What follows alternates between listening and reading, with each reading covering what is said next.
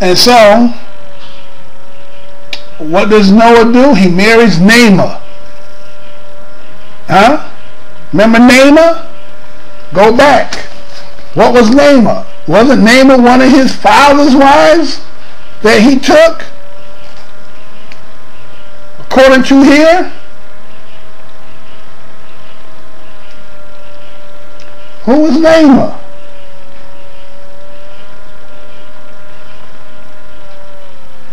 Naamah is one of the children that Naamah was one of the children that was born from the other Lamech.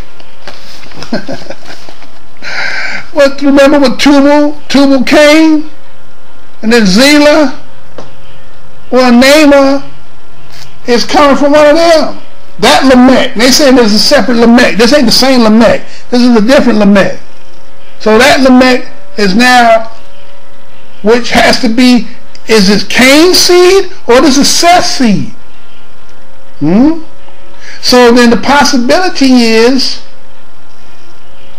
Cain's seed has somehow slipped in. Cain's seed has slipped in,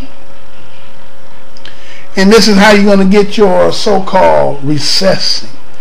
This is where you'll get your mutation from. This is where you're going to get your red man from, huh?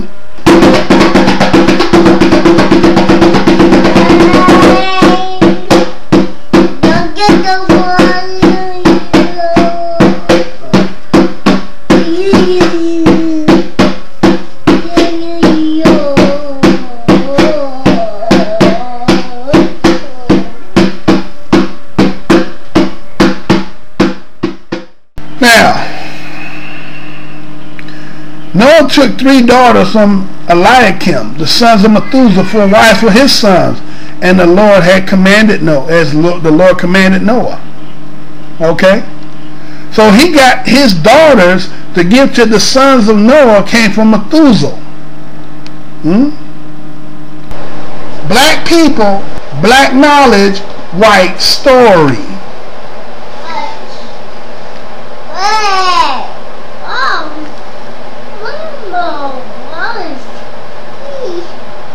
I read it again. And thou shalt raise up seeds in thy children with thee in the midst of the earth. And Noah went and took a wife, and he chose Naamah, the daughter of Enoch, and she was 580 years old. And Noah was 498 years old when he took Naamah for a wife. Now, in 1558 a.m., Shem born. And Naamah conceived and bare a son, and he called his name Japheth, saying, Creator has enlarged me in the earth. And she conceived again and bare a son and called his name Shem, saying, the Creator has made me a remnant to raise up seeds in the midst of the earth. And Noah was 502 years old when Naamah bare Shem. And the boys grew up and went in the ways of the Lord, and all that Methuselah and Noah, their father, taught them. Now, according to what I just said here, who's missing? Somebody's missing. Did you catch it? Huh? The sacred secret of Ham, the white deception. Ham is not referred nor is mentioned. Why is Ham not mentioned? The reason why Ham is not mentioned is because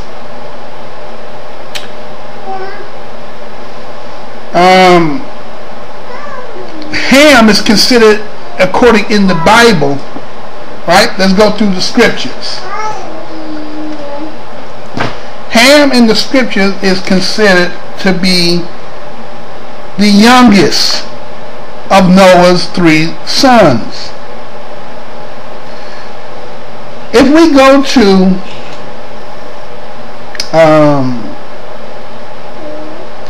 a dictionary, the dictionary is going to have Ham as the 2nd son, right? If you go to Genesis 6:10, chapter 6, verse 10, in the time Noah became father to 3 sons, Shem, Ham, and Japheth. If you go with the chronology of what is being mentioned, Ham is second, Shem is first, Japheth is last. Okay? If you go to First Chronicles, I think it's First Chronicles. If you go to First Chronicles, okay, and it gives you the chronology, the history, the lineage, the line. And if you look, it says Adam, Seth, Enosh, Kenan, Mahalalel, Jared, Enoch, Methuselah, Lamech, Noah. Then it says Shem, Ham, Japheth. Shem is first, Ham is second, Japheth is last. Okay? That's what it says, right? But if you go back in Genesis,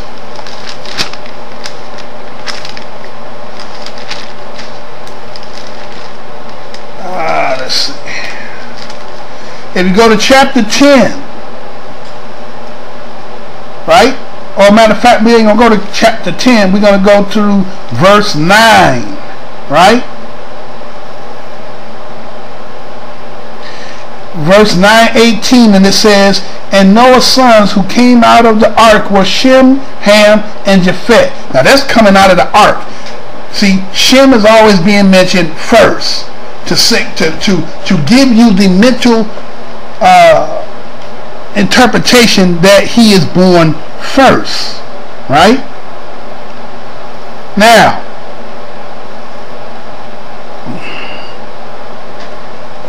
but if you go over to chapter 10, verse 1, it says, and this is the history of Noah's sons, Shem, Ham, and Japheth. Right? Now, sons began to be born to them after the deluge. It says, the sons of Japheth were Gomer. Now, you mentioned first Japheth. Right? And it goes through and talks about Magog, Gomer, Madai, Javan, Tubal, Meshach, and Tyrus, right?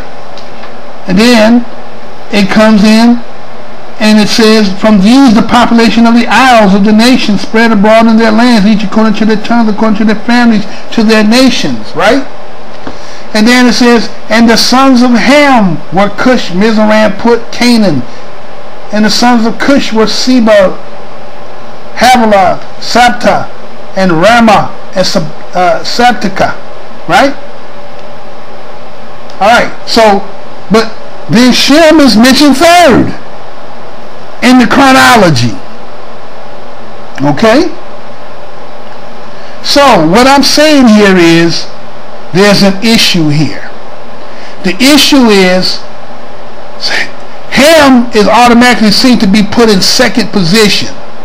But he's kind of mentioned as if he's the youngest of the three. Alright? But he's not the youngest. I say that again. He is not the youngest. The youngest is Shem. But the reason why they try to flip-flop between Japheth and Shem is this is why you got to understand. Okay, so now that we have established the fact that there's a greater possibility that the chronology for Ham, Shem, and Japheth, or Ham, Japheth, and Shem, has been reversed or rearranged in a way that so that when we look at the biblical aspects in scriptures, we'll see that according to what is said, that according to the chronology of first, second, and third, has big significance to it. Because if Ham is considered the youngest and Shem considered to be the eldest, okay, so what does this solidify? Or if Japheth is first, what does it solidify? Well, the mindset or the psychological aspect of it is, once you understand that Japheth is considered to be the Aryans in the Caucasian people, then that solidifies that they have to be white people. I'm going to say that again. If Japheth is considered to be the eldest son, and Shem is second, and Ham being third, well then this will solidify the fact that Japheth, being the progenitors of the Caucasian people and Aryan people, and Shem the Semitic people, and Ham supposedly be the black people, then that would mean that the so-called original parents, which would be Naamah the mother and Noah the father, to be white people. And so then when you look at what happened in Genesis chapter 9 verses 25 and 27, it states how there was a curse pronounced. And because of the implications over time of how that curse seemed to have been deemed that would make people of melanin black, they had to go back and revise it in a way to make it seem like, well, that was not what the curse was about. And so what was ironic about when you read the Genesis 9, 25 through 27, it said when Noah woken from his drunkenness, that he got to know what his youngest son had done to him.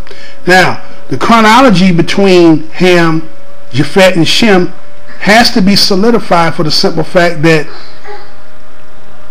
it changes the story. If you make Ham, and obviously Ham couldn't have been the youngest, otherwise it would have been him who, when Noah woke from, but somehow goes to Canaan. Now, what position is Canaan of the children of Ham? Okay? What position is he in? Alright? So if we go to Canaan, Canaan would be, go to Canaan.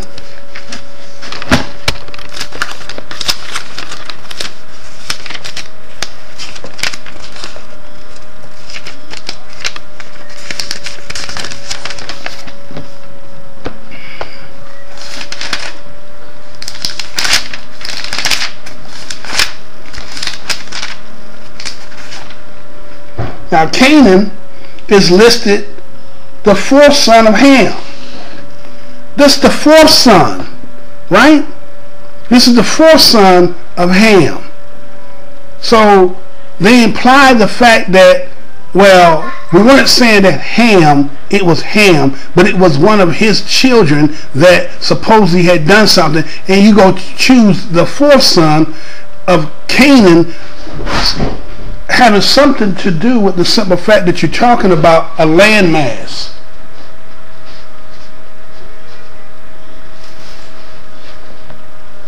And so this, using Canaan as where the curse is being pronounced, is writing a contract to solidify when they come over and take over where? The land of Canaan, which is the extension part of Africa. Let me say that again. The part where Canaan and Israel is supposed to be up to Syria was still part of Egypt. This is what the Suez Canals was trying to do, was drive a wedge or a dividing line to sever off the connection aspect of Africa, and then call it some misnomer by saying Middle East. Now, if you look up to find out that it was a naval so-called commander who ended up calling the term Middle East, and somehow it solidified, and now they start calling it the Middle East. Because when you look at Arabia, Arabia did not extend that far. Arabia got cut off because there is also a mountainous area in between there.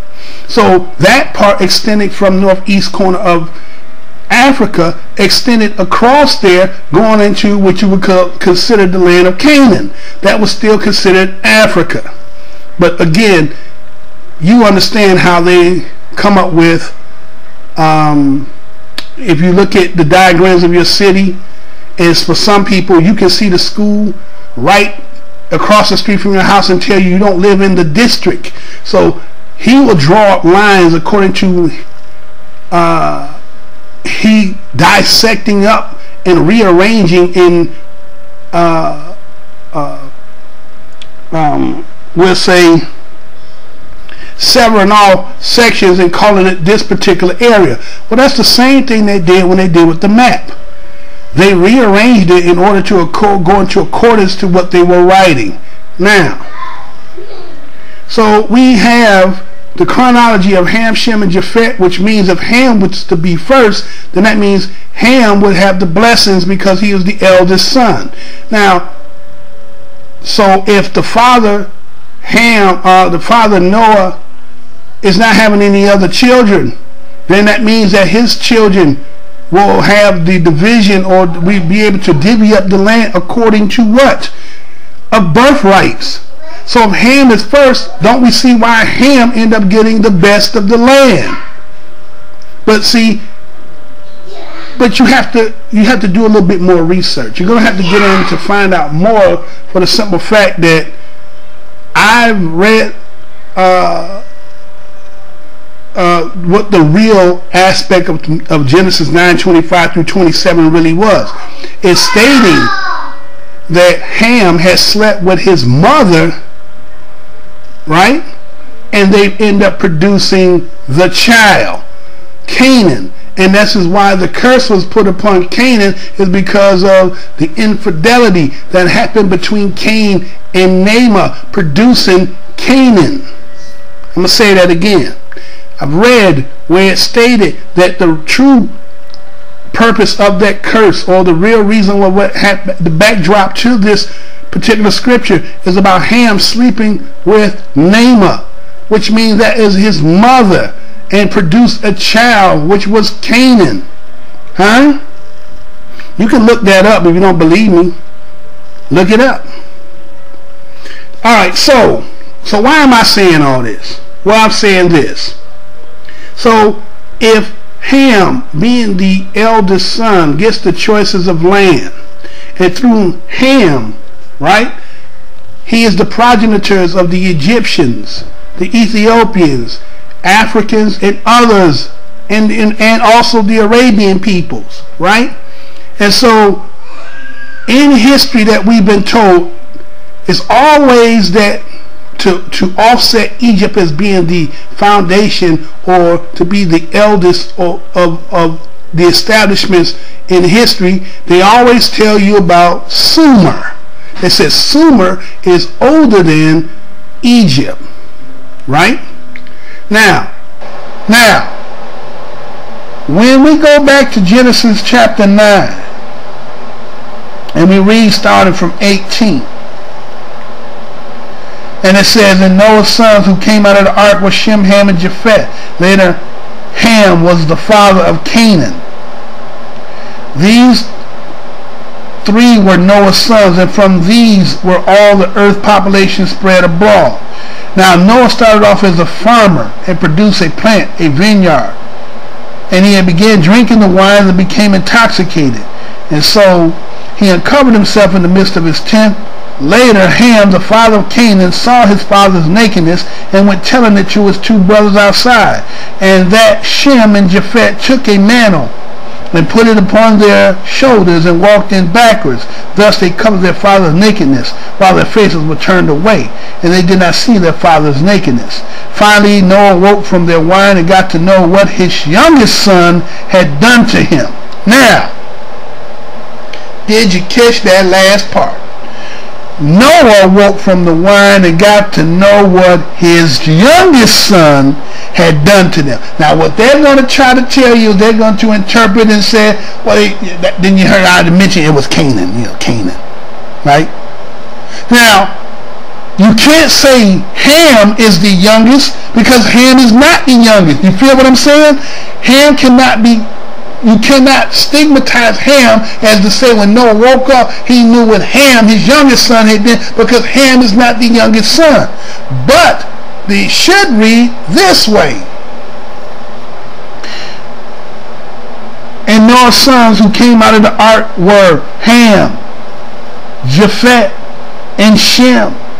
Later, Shem was, you didn't have to say later Shem was the father of Canaan, because that part there is trying to label, to stigmatize something. But it says these were the three sons Noah's, of these 3 sons, or these 3 were Noah's sons, and from these was all the earth population spread abroad. Now Noah started off as a farmer and proceeded to plant a vineyard, and he began drinking of the wine and became intoxicated, and so he uncovered himself in the midst of his tent. Later, Shem, the father, later Shem saw his father's nakedness and went telling it to his 2 brothers outside, and that Ham and Japheth took a mantle and put it upon both their shoulders and walked in backwards. Thus they covered their father's nakedness while their faces were turned away, and they did not see their father's nakedness. Finally Noah woke from his wine and got to know what his youngest son Shem had done to him. Cursed be Shem, let him become the lowest slaves to his brothers. And he added, blessed be the Creator, Ham's God, and let Shem become a slave to him, and let the Creator grant ample space to Japheth, and let him reside in the tent of Ham. Let Shem become a slave to him also. Now, a lot of you not going to act like that. Why? Because what did I do? I did what I believe they did. They changed the chronology. See, to take the Bible and then want to say that you're going to take it verbatim, word for word, but you have no dates. So anytime somebody give you the Bible, in order for you to have a mind's eye interpretation to try to interpret what is being said, you don't have a date line. So it's so far away that everything can be all in the same period of time. You need dates so you can know how to separate events and times. You feel what I'm saying? And if you're going to say these sons, dates need to be established so that we know in the chronology of birth. Because how many times will you read in the Bible where there's some kind of trickery or twist trying to solidify somebody's position based on something, right? When we take the Esau story, Jacob-Esau story, in order for Jacob to solidify to get the blessing, it's based on the interpretation of selling of a red suit as not having, as if somebody can really think about it. Could you really change your birth if you were twin? Say you who is listening to me, if you had a twin, and if you are a twin, that you came out first, could anything ever change the fact that you were born first? Honestly. So is that some kind of trickery to establish somebody? You feel what I'm saying? And then what establishes that from the other ones? Because let's get it straight now. There were other people born besides this one person, but the only thing solidifies them is because the book says the Creator said it. Otherwise, how does that solidify? And why would the Creator have to solidify a fabrication, a lie? Doesn't it say, I think it's in Titus 1:2 that, let me go to Titus, hold on, let me go there, hold on. In Titus 1:2, upon the basis of a hope of everlasting life, which the Creator, who cannot lie, promised before time long ago, that the Creator cannot lie. So we solidify a position by some people who wrote and said that the way that they got the blessing is through a fabrication, that the mother got together to dress up the son, to put on the son's clothes, to help him put on there, who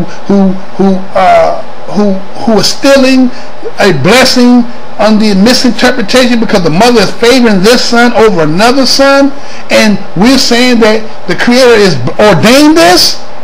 Have we become that so infantile in our mentality that a childlike story like that, if you told a child that, a child would even look at that, a child in maybe 2nd, 3rd grade, if you told them that story and asked them, and you know children are honest, You think that a child would sit there and tell you that was right? And ask them, do you think the Creator would accept that? You know what a child would tell you? Then here's grown people who have taken this story and used it to solidify a position. Because, again, the reason why I'm trying to show you this is if Ham is the eldest son. When you look, they will never solidify Ham's position as to what chronology he falls in as to the birth. But just because they put it in a certain position, this solidifies it for you mentally to think it. But the point here is Ham is the eldest. Why did Ham end up getting the best land? And then you mean to tell me that he got the best land and then the Creator now has to say, I have to put all this war and killing in order to establish the people who I really wanted there? That's the God of confusion. Do we not see that? And we have people who take this doctrination and try to solidify it and tell you that they these same people when really this is a right story trying to, bring them in. All right, I'm going to read Nimrod's invasion begins.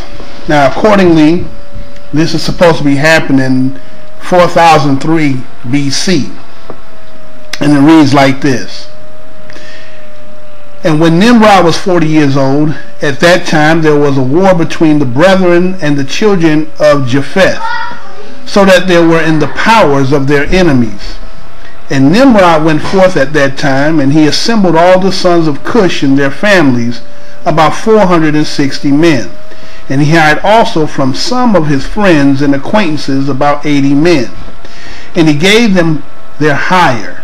And he went with them to battle. And when he was on the road, Nimrod straightened the hearts of the people that went with him. And he said to them, do not fear, neither be alarmed, for all our enemies will be delivered into our hands, and you may do with them as you please. And all the men that went were about 500. And they fought against the enemies, and they destroyed them, and subdued them. And Nimrod placed standing officers over them in their respective places. And he took some of their children as security, and they were all servants to Nimrod and to his brethren. And Nimrod and all the people that were with him turned homeward. And when Nimrod had joyfully returned from battle, after having conquered his enemies, all his brethren, together with those whom he knew before, assembled to make him king over them. And they placed the regal crown upon his head. And he set over his subjects and people, princes, judges, and rulers, as it is the custom among kings. And he placed Terah, the son of Nahor, the prince of his host. And he dignified him and elevated him above all his princes. And whilst he was reigning according to his heart's desire, after having conquered all his enemies around, he advised with the counselors to build a city for his palace. And they did so. And they found a large valley opposite to the east, and they built him a large extensive city. And Nimrod called the name of the city that built Shinar, for the Lord had vehemently shaken his enemies and destroyed them. And Nimrod dwelt in Shinar, and he reigned securely, and he fought with his enemies, and he subdued them. And he purposed in all his battles, and his kingdoms became very great. All the nations and tongues heard of his fame, and they gathered themselves to him, and they bowed down to the earth, and they brought him offerings, and he became their lord and king. And all they dwelt with him in the city at Shinar. And Nimrod reigned in the earth, all the sons of Noah, and they were all under his power and counsel. And all the earth was of one tongue and one words of union. But Nimrod did not go in the ways of the Lord, and he was more wicked than all the men that were before him, from the days of the flood until those days. And he made gods of wood and stone, and he bowed down to them, and he rebelled against the Lord, and taught all his subjects and the people of the earth his wicked ways. And Mardon his son was more wicked than his father. And everyone that heard of the acts of Mardon, the son of Nimrod, would say concerning him, from the wicked goeth forth wickedness. Therefore it became a proverb in the whole earth, saying, from the wicked go forth wickedness, and it was current in the words of men from that time to this. And Terah, the son of Nahor, prince of Nimrod host, was in those days very great in the sight of kings and his subjects, and the kings and princes loved him, and they elevated him very high. And Terah took a wife, and her name was Amithiel, the daughter of Cornebo, the wife of Terah, conceived and bare him a son in those days. Abraham is born. Terah was 70 years old when she begat, and Terah called the name of his son that was born to him Abram, because the king had raised him in those days and dignified him above all his princes that were with him. Now, based on this story that I just read to you of Nimrod's reign before he was inaugurated as the head by all, there was a war that broke out. And in this war, who is Nimrod fighting? Nimrod is fighting the Japheth's children. Okay? In the story, it also said that Nimrod gathered all Cush and all their families. So, to understand what I'm going with this is to understand what does Japheth mean. Okay? Japheth, in the etymological aspect, is for Aryans, Caucasian race.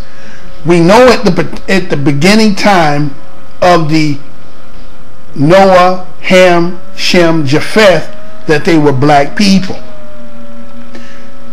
But according, okay, if we go to the, let's go to how they define the Isles of the Gentiles, which were Japheth children, correct? So let me pull out the word here. Japheth means, may he grant ample space. The son of Noah, brother of Shem and of Ham. Although usually listed last, Japheth is usually listed last. Japheth appears to have been the eldest of the three sons, as the Hebrew text of Genesis 10:21 refers. Japheth the oldest.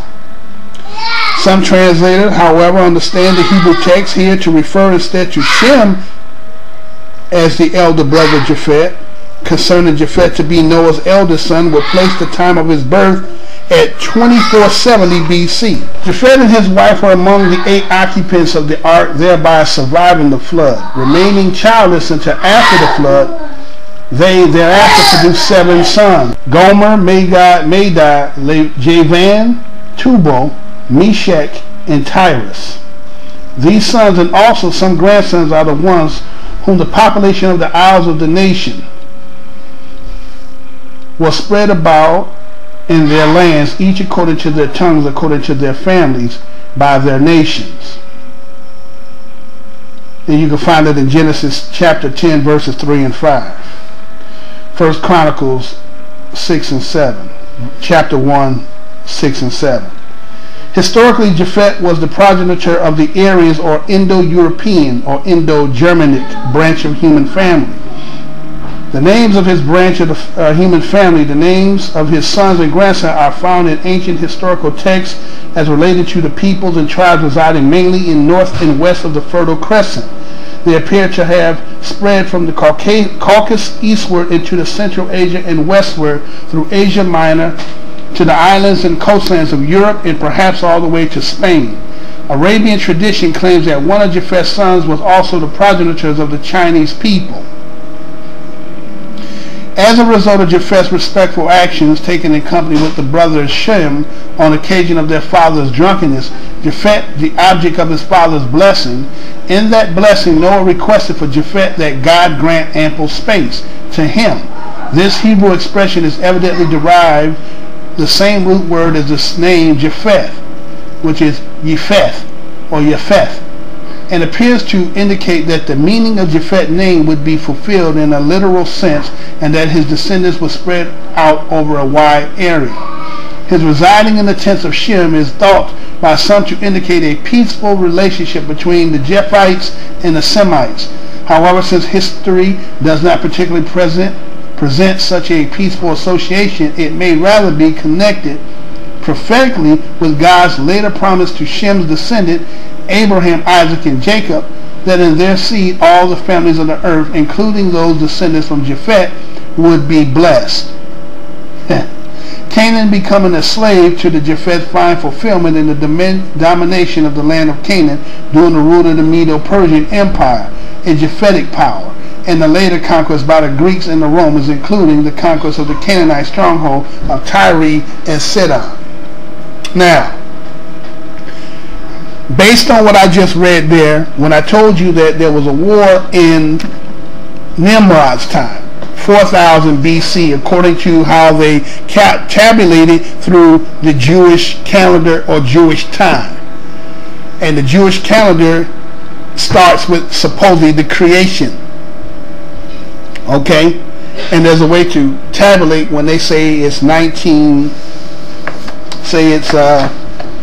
war is 1948. So accordingly, in the year 2008, it would have been 5,700 and let's say 46. Okay, so you have to tabulate that going back to 1948, and you'll get your 4003 BC. And accordingly to this particular time, Nimrod gathers up all the families from Cush. Okay, now what I do not hear is Shem. Okay, I hear nothing about Shem, and everybody says Shem or the Semites, but you don't hear much about Shem. Somehow Shem is being secluded in a way that's like they exist but they're not exist, but then somehow these people who are claiming to be Hebrews appear. Now, to stick to the point here, Nimrod goes and takes 500 men supposedly, and they go and they kill off a lot of the Japheths, and it also said he took some of them as security and made a lot of them as servants. Right? You heard that where I read. Now, you heard the name Terah, the son of Nahor, as the prince of hosts. Now, is Terah, and you may say, well, who's Terah? Right? You may not be familiar with Terah. Alright, so Terah is who? Let me show you who Terah is. Terah says possibly from Babylonian, meaning ibex. Abraham's father, the 8th generation from Shem. Terah, through his son Abraham, Nahor, and Haran, became a forefather of a numerous tribe. Terah began having children at 70, while Abraham is listed first. This appears to be because he is most famous of Terah's son rather than the firstborn. When Terah died at 205, Abraham was only 75, so Terah must have been 130 when Abraham was born. Sarah was Abraham's half-sister, likely a daughter of Terah by a different wife. Terah's firstborn was mostly likely Haran, whose daughter was old enough to marry Terah's other son, Nahor. So, Terah is the father of Abraham. And what we have to look at the fact is, they came from Ur. Right? Abraham is leaving from Ur. Now, the question here is, when Terah was made to be put over others as part of this, captivity of wars of booty, or these became the perks of war, was Terah part of the Cushite family? If he's not part of the Cushite family, Shem is not being mentioned nowhere in the writings, which makes it to be believed that now Terah is either one of the captivities that Nimrod decided to elevate, right? He elevates them and puts them in a position as a, you know, if you ever seen the movie Life, you remember the brother that played the position that was the overseer on Life? They called him Hoppin' Bob, right? So you got Hoppin' Bob, who was just like Eddie in them. He was black. But in this case, if Nimrod has subdued and killed and then in servant or enslaved the rest of the remnant of Japhet, then that means there is a Japhet remnant that has been subdued. And what he did is he put Terah in the position to be what? Overseer over them. And he raised him and elevated him. See, and somebody may hear me and disagree with that for the simple fact that you got to understand later on, Abraham is the one who's going to end up killing Nimrod. Now, why did Abraham kill Nimrod? Okay?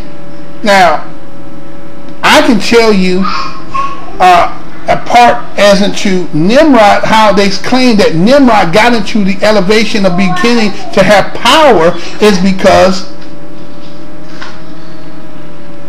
according to the story in Jasher, and I can read that, Ham supposedly steals from Noah the vest that Adam wore. And with this vest gave the power, because when Ham stole it, he gave it to Cush, and when Cush had Nimrod, he gave it to Nimrod. And they said this vest empowered Nimrod to allow him to be able to have this wisdom and power. And that's how he was able to set up the kingdom, based on this vest that supposedly Adam had. Now, what I want to stress here is the fact that every time it gets to the part where it says something about the person of color that you know that they have already said that these people are black, there's always a negative connotation when it comes to the black portion of the biblical story. Every time you get to the black part, it's going to always have a turn, as if something is wrong. Or is it to suppress? Okay, because it's funny how some people, and I don't want to jump too far ahead, when you talk about the Isaac and the Jacob Esau story, right? And there's a different, you have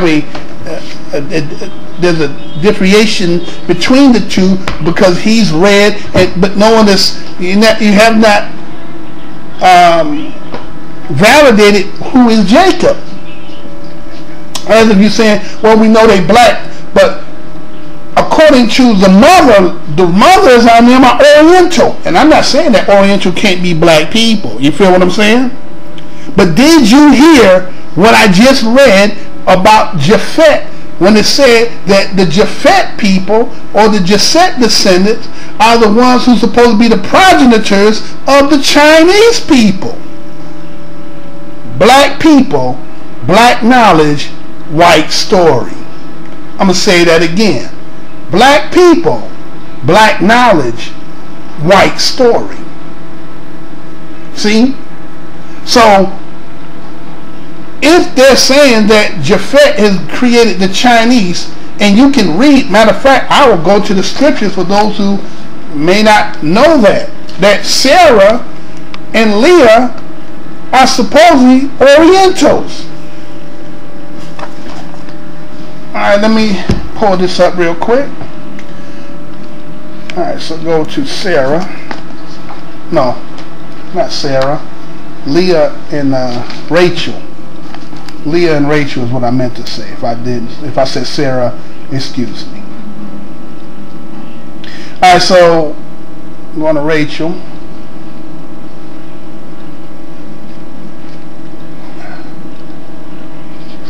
Alright, so Rachel, female sheep, a daughter of Laban, youngest sister of Leah, and Jacob's first cousin and preferred wife.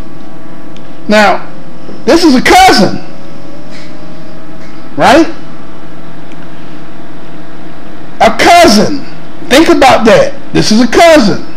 Jacob fled from his murderous brother Esau in 1781 BC, traveling to Haran and Padan and the land of the Orientals.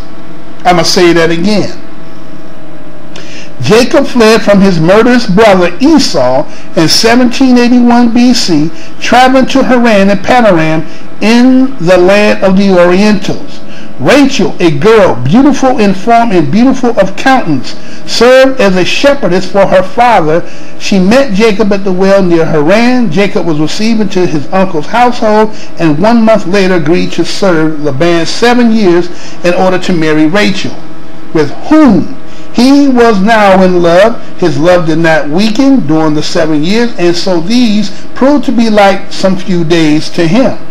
And on the wedding night, however, his uncle substituted the old daughter, Leah, who evidently cooperated in carrying out the deceit. The following morning, when Jacob accused him of trickery, Laban appealed to local custom as an excuse for his conduct. Jacob agreed to carry out a full marriage week with Leah before receiving Rachel, and therefore or thereafter to work another 7 years for Laban.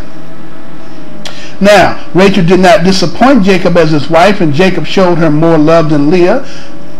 The Creator now favored Leah in her disadvantaged position, blessing her with 4 sons while Rachel remained barren. Rachel displayed jealousy of her sister as well as despair over her own infertility, a condition then viewed as a great reproach among women. Her fretful impatience angered even her loving husband. To compensate for her own barrenness, she gave Jacob her maiden servant for procreation purposes, as Sarah had done earlier with her slave Hagar. And the 2 children born as a result were considered Rachel, Leah's maid. And Leah herself produced a total of 4 more sons before Rachel's hope was finally realized, and she bore forth her own first son, Joseph. Now, what about these maiden servants? What about them? These are part of the 12 or the 13 tribe, because a lot of times people don't count the 13 tribes because they don't count Dinah, the daughter. There was a daughter out of the 12 sons, but people seem to forget her and don't count her. And do you know why they do the twist? Because she gets supposedly raped by some people of color that you know are colored. You feel what I'm saying? Every time it gets to there is no definite, unquestionable, unequivocal, there's going to be a turn when you know it's black. Something happens. Moses, after all the work Moses done, Moses had them children, but they ain't got nothing to do with nothing. Huh? Esau, he marries all, got nothing to do with nothing. But I got something for you later down the line about Esau that's going to blow a lot of people's mind. Now, the point I want to make here is the fact that Rachel, right? If we gotta go to the scriptures, I think, because it talked about her eyes, right? It was about her eyes that made her more distinguishing in her appearance. She had the lusters in her eyes, meaning it was Oriental. Now, I'm not saying that they the Orientals of today. I'm just saying that they were black, Asiatic looking. You feel what I'm saying? And so, if according to what I just read to you, and if Japhet and them is the so-called progenitors of the Chinese, right? Is this the same as in the Orientals of the time? Because Japhet originally was a man of color himself. So what I'm saying to you is, when the war happened with Nimrod, and when they talk about him in the land of Shinar, they're talking about Babylon. Then Samaria, the Babylonians, the first empire that was set up by the Ham's descendant people. So if Abraham is coming from the land of Ur, that was already established by Ham and his descendants, as well with the Cush people in the Cush family, which is all some of the same lineage people, then all that were the same people on the Ham. And so, unless what distinguishes him, and the only thing that distinguishes all of them is language. You know, we have people who sit here and they try to say that based on scriptures that it said that when Esau and Jacob and Esau, they were two different nations. Now, you know, sometimes you have to look at things, and some people will disagree because say, well, you're not speaking from a spiritual aspect, you're speaking from a physical aspect. Well, I'm going to put it to you like this. Anytime somebody can sit and say that they wrote what God said, because let me tell you some of the key phrases that makes it unequivocal or hard to even fathom, to even try to attest to, is when it comes in a vision, it comes in a dream, it comes with an angel. So you have to take it for what is being said. Now, I'm not saying I'm against faith, and I'm saying that I'm not against, that I don't believe that there is the Creator is here. What I'm saying to you, black people, black knowledge, white story. I'm going to say it again. Black people, black knowledge, white story.